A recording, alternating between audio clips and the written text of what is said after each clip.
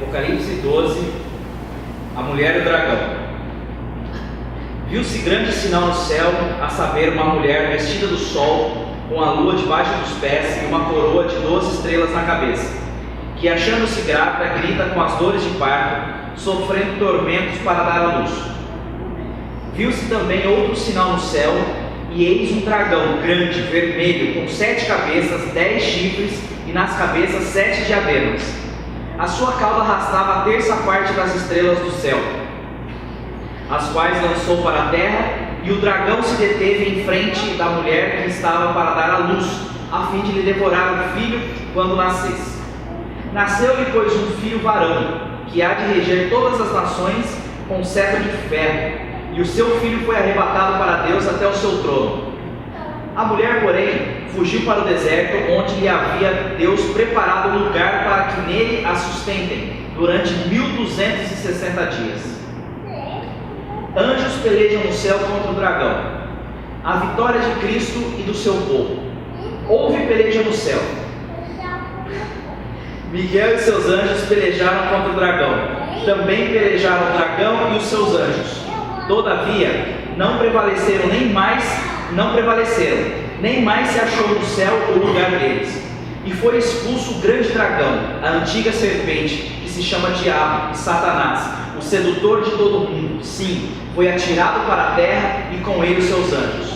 Então ouvi grande voz no céu proclamando: agora veio a salvação, o poder, o reino do nosso Deus e a autoridade do seu Cristo, pois foi expulso o acusador dos nossos irmãos, o mesmo que os acusa de dia e de noite diante do nosso Deus. Eles, pois, o venceram por causa do sangue do Cordeiro e por causa da palavra do testemunho que deram, e, mesmo em face da morte, não amaram a própria vida. Por isso, festejai, ó céus, e vós, os que neles habitais. Ai da terra e do mar, pois que o diabo desceu até vós, cheio de grande cólera, sabendo que pouco tempo lhe resta. O dragão persegue a mulher. Quando, pois, o dragão se viu atirado para a terra, perseguiu a mulher que dera à luz o filho varão, e foram dadas à mulher as 2 asas da grande águia, para que voasse até o deserto, ao seu lugar, aí onde é sustentada durante um tempo, tempos e metade de um tempo, fora da vista da serpente. Então a serpente arrojou da sua boca atrás da mulher água como um rio, a fim de fazer com que ela fosse arrebatada pelo rio. A terra, porém, socorreu a mulher, e a terra abriu a boca e engoliu o rio que o dragão tinha arrojado de sua boca.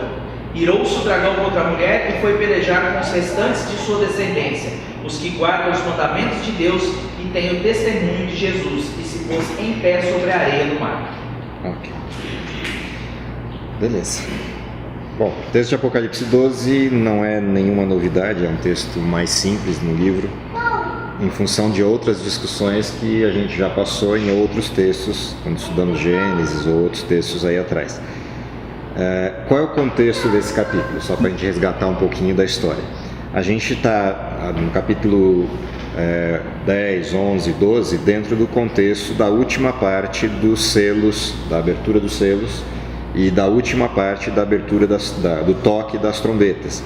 Se a gente lembrar, capítulo 9 retrata o toque da 5ª e 6ª trombetas, como decorrência da abertura do 7º selo, que estava no capítulo 8. Então abriu o 7º selo, fez silêncio no céu por quase meia hora, vi 7 anjos diante do trono de Deus com 7 trombetas.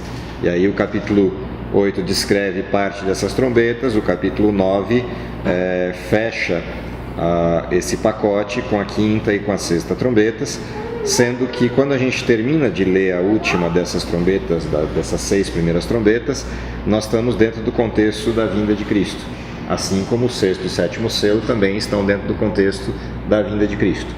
Logo, os eventos que a gente vai olhar no capítulo 10, capítulo 11, capítulo 12 e o 13, por conseguinte, também tem a ver com esse contexto histórico, com esse período chamado de tempo do fim, ou último tempo da história.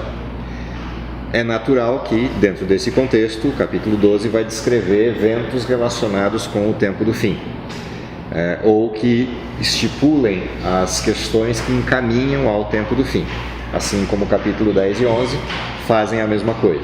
Então, no capítulo 12, especificamente, o que está sendo ponto central de atenção para o tempo do fim são os versos 16 e 17. Esses são os versos principais do capítulo 12. Todo o resto do capítulo 12 é contextual, ou seja, para delimitar o tempo em que o 16 e o 17 ocorrem. Okay?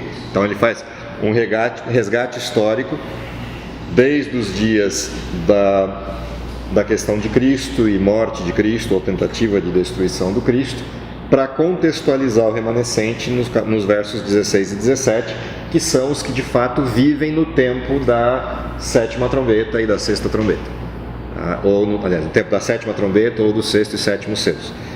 Então, esse contexto do capítulo 12, a parte inicial do capítulo, que vai resgatar desde o período da morte de Cristo até o início do remanescente, traz como primeira instância uma mulher vestida de sol. Mulher no livro de Apocalipse sempre tem um contexto ligado ou ao povo de Deus ou ao povo de Deus apostatado. Então eu tenho a mulher vestida de sol de um lado, eu tenho a mulher vestida de escarlata do outro lado. Essa mulher que está vestida de sol tem características ligadas ao povo de Deus, particularmente o povo hebreu. As 12 estrelas, a lua debaixo dos pés e a vestimenta de sol fazem alusão às características do povo de Israel no sonho de José, lá no início da história do povo de Israel. Então, o que José sonha lá atrás tem a ver com a sobrevivência daquilo que seria o povo de Israel, da promessa feita a Abraão.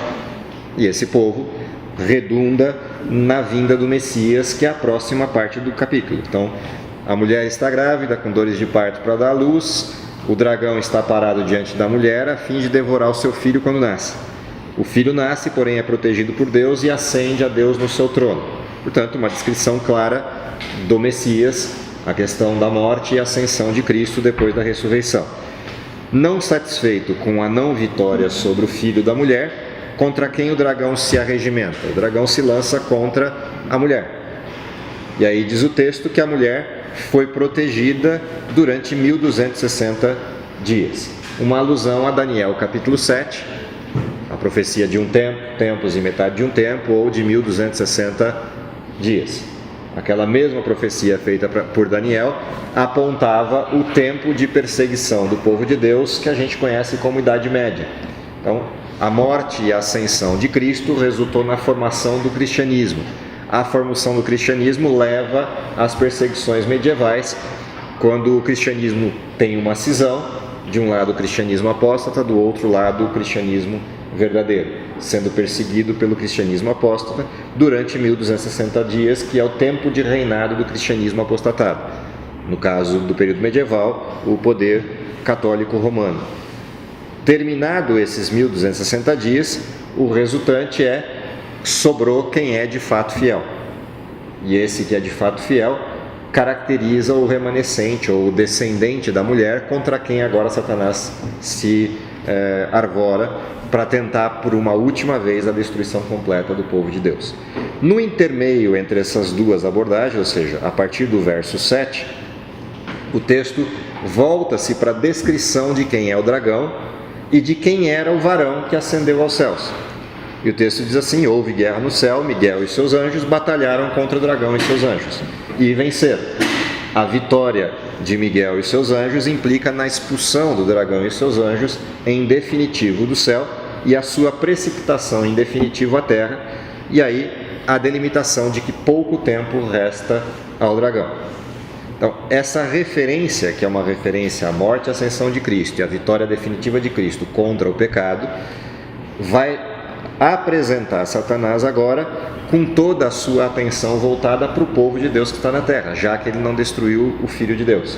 E por conta da vitória que Cristo tem sobre ele, e o texto descreve que essa vitória se dá pelo sangue do Cordeiro, então essa vitória de Cristo sobre Satanás implica em que Satanás agora passe a perseguir enfaticamente o povo de Deus. Na primeira versão, a perseguição medieval, descrita nos versos 14 e 15. Então foram dadas à mulher asas de grande águia para que voasse para o deserto, onde foi sustentada por um tempo, tempos e metade de um tempo, ou 1260 dias.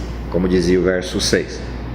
Esse tempo de profecia medieval encerra-se em 1798 com a prisão do bispo de Roma e o término das perseguições ao cristianismo. Por sua vez, Satanás, não contente com isso, se volta contra o descendente da mulher, os filhos dela. Quem são eles? Os que guardam os mandamentos de Deus e mantêm o testemunho de Jesus. Então, esse desenho da profecia do capítulo 12, na realidade, é a descrição de qual é o embate final que sofrerá o mundo em relação ao conflito de Satanás com o povo de Deus e como eu identifico o povo de Deus no fim dos tempos. Então, se eu quero achar onde é que está o povo de Deus no fim dos tempos, basta eu procurar quem guarda os mandamentos e quem tem o testemunho de Jesus. E tanto faz a porta que eu bata primeiro, eu consigo filtrar todo o cristianismo a partir dessas duas referências. Então, se eu perguntasse, quem dentre os cristãos modernos, dentro dos cristãos pós-período medieval, tem o testemunho de Jesus ou a referência do dom de profecia? Eu vou encontrar os Mormons como uma referência, vou encontrar os Adventistas do Sétimo Dia como uma referência, com dom profético, e se eu quiser considerar o espiritismo kardecista como cristianismo, também. Qualquer um dos três tem manifestação profética dentro dos movimentos, seja por Joseph Smith, seja por Allan Kardec, seja por Ellen White. Então, para nesses três qualquer referência. Desses três, quem guarda os mandamentos? Só um, os Adventistas do Sétimo Dia. Se eu fizer a pesquisa ao contrário, vamos procurar todo o cristianismo e ver quem guarda os mandamentos de Deus. Vou encontrar também algumas referências. O catolicismo guarda os mandamentos, Adventistas do Sétimo Dia, Adventistas da Reforma guardam os mandamentos, dentro do